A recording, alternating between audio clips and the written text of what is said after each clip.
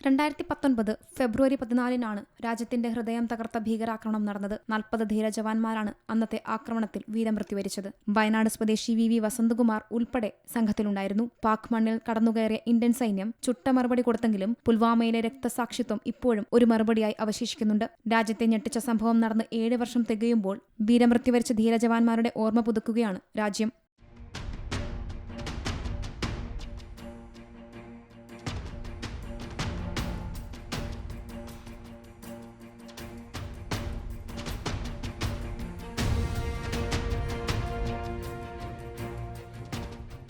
രാജ്യത്തെ പ്രണയിച്ച് രാജ്യത്തിനായി ജീവിച്ചു മരിച്ച ധീരന്മാരെ ഈ പ്രണയദിനത്തിൽ ഓർക്കുന്നുവെന്ന് MLA സിദ്ദിഖ്. ഭാര്യയും 2 മക്കളും വസന്തകുമാറിൻ്റെ പ്രിയപ്പെട്ട അമ്മയും ഇവരെല്ലാവരും എല്ലാ വർഷവും ഇതിനോടൊപ്പം ഇടതടവില്ലാതെ ഇതിൻ്റെ വൈകാരികത ഒരിറ്റുപോലും ചോർന്നു പോകാതെയാണ് ഇതിന് നേതൃത്വം കൊടുക്കുന്നത്.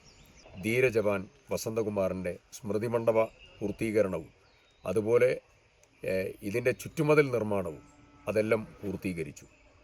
അദ്ദേഹത്തിൻ്റെ വാഴക്കണ്ടി കോളനിയിലുള്ള സാംസ്കാരിക നിലയം അതിൻ്റെ പ്രവർത്തനങ്ങളും പൂർത്തീകരിച്ചു. വാഴക്കണ്ടി കോളനിയിൽ വെച്ച് ഞങ്ങൾ ഈ നിയോജക മണ്ഡലത്തിലെ എല്ലാ ജവാന്മാരെയും ആദരിക്കുന്ന പ്രവർത്തനം ഉൾപ്പെടെ നടത്തുകയുണ്ടായി. രാജ്യരക്ഷയുടെയും ദേശീയതയുടെയും ഒരു പ്രതീകമായി ഈ കോളനിയും ഈ സ്മൃതിമണ്ഡപവും മാറിയ ഒരു സാഹചര്യമാണ്.